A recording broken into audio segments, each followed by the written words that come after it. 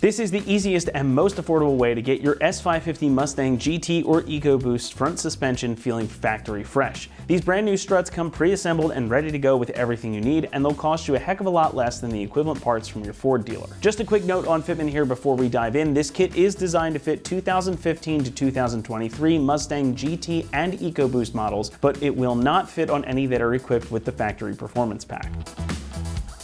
In the seemingly endless sea of lowering springs, coilovers, and other suspension kits, sometimes we have to acknowledge that what people really want and need for their car is to get it back to how it was from the factory. And there is nothing wrong with stock. And also, though none of us want to admit it, the S550s are getting up there in age now, with the oldest one being, well, more than 10 years old. That means that suspension components can start to wear out with time, not even just mileage, and that leaves your car feeling loose, crashy, or just plain noisy.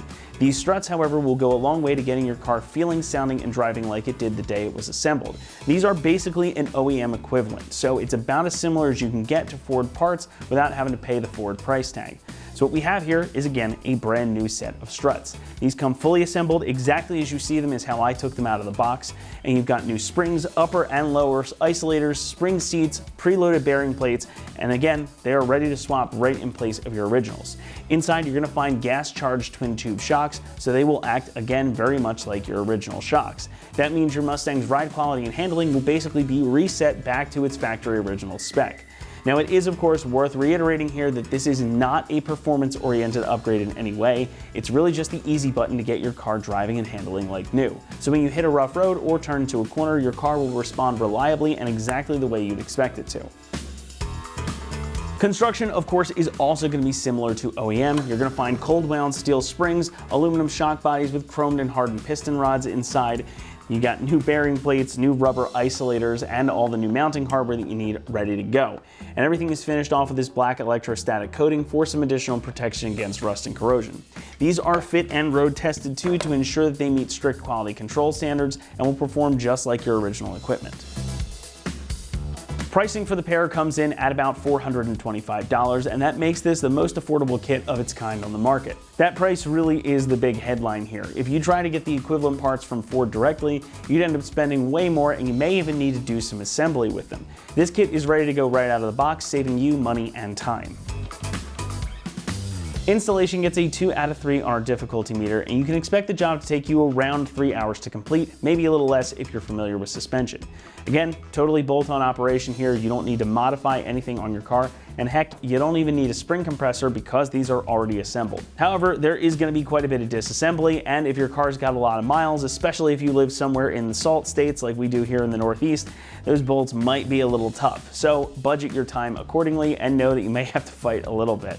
But once you've got the old stuff off, everything here is going to bolt right back in its place, makes this job about as easy as it can get. We're also going to walk you through the entire installation process right now, so for that, let's head on out to the shop. Tools required for this install include a couple different size impact guns, a hammer, clip remover tool, 17mm wrench, a caliper hook, an extension, 15, 18, and 24mm sockets, and a 15mm swivel socket.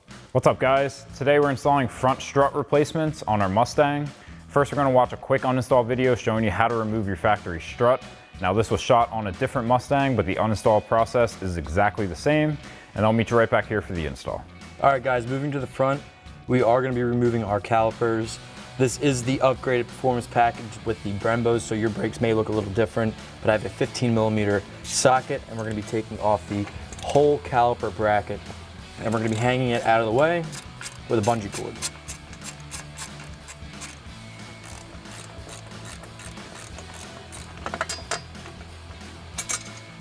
All right. Now I have my one bolt still in there. I'm going to remove that now, and don't let this caliper fall.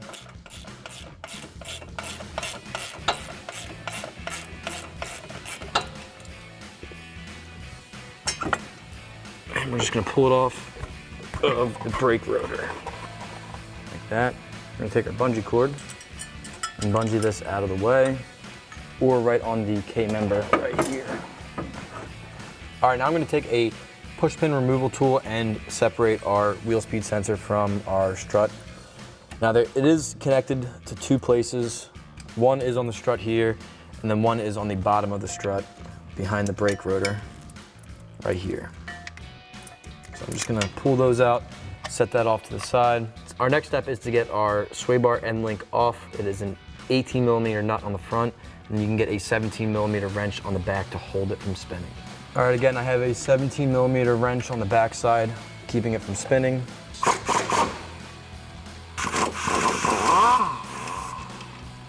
All right, now save this nut, we're gonna be reusing that. And we can take our sway bar end link and take that out of the way. All right, so I'm gonna remove this rotor just so you can get a better view of what we're doing next. All right, so I'm gonna take my big 24mm impact and take these nuts off. Now you don't have to worry about the head of this. I'll show you what it looks like when you take it off.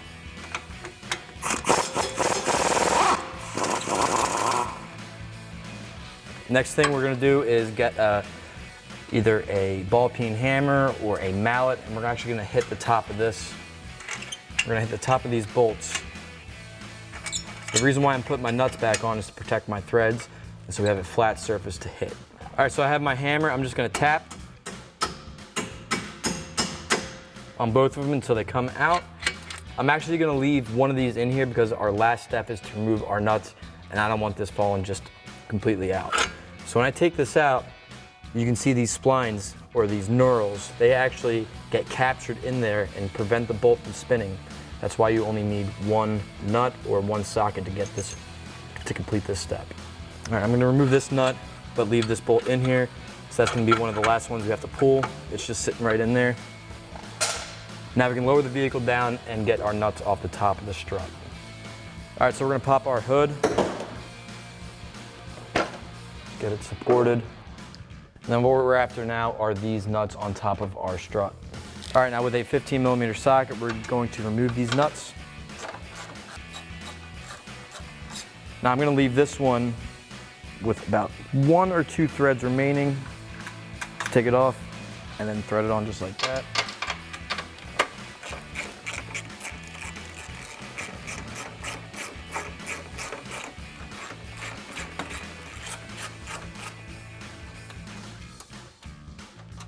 You can start to see the strut actually falling. Watch this gap.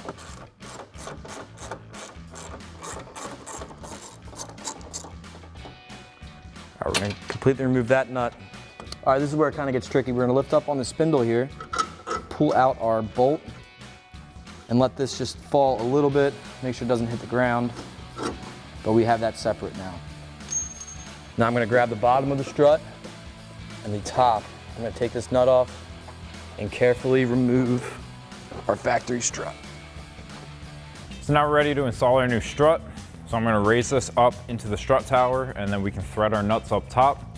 We're just gonna leave them hand tight for now until we get the bottom put together.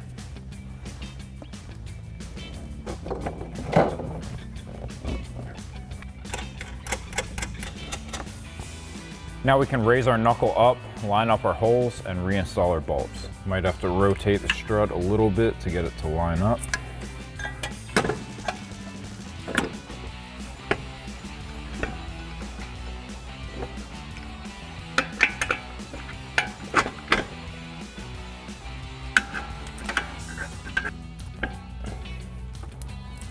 And now I'm just gonna give it a couple taps with a hammer just to get our splines started, since we have smooth holes now on our new strut.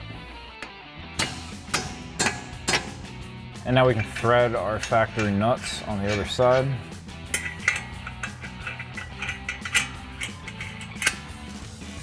then we're gonna tighten this down. We wanna see the bolt pulled all the way through and flush, and then we'll just give it a couple more taps.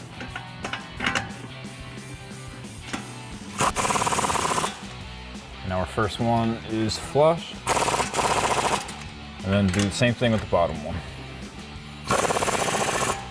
Now we're nice and flush, a couple more taps.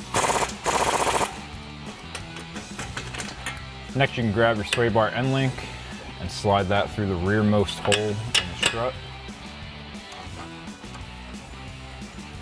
And then we're gonna take an 18mm socket on the nut and a 17mm wrench on that hex cutout on the end link, and tighten that down. Next, we're gonna slide our caliper back over the rotor, and then we'll put our bolts through these ears and thread into the caliper. Now, one thing to make sure of is that your brake line isn't twisted.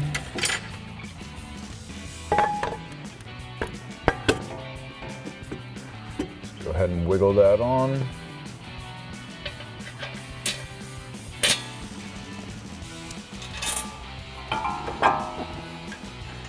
And then you can thread your bolts in.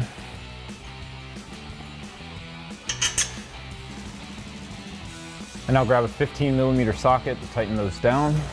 I'm using a swivel socket just to make my life a little easier.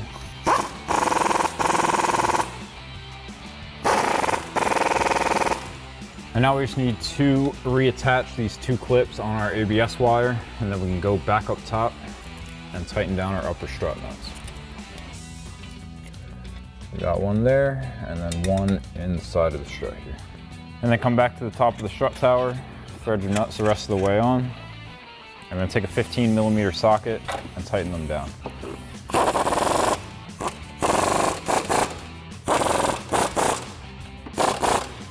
And now you can repeat that same process on the other side. So that'll wrap up this review and install of the front strut and spring assemblies for your 2015 to 23 Mustang GT without Performance Pack and EcoBoost without Performance Pack. Thank you for watching, and for all things Mustang, keep it right here at AmericanMuscle.com.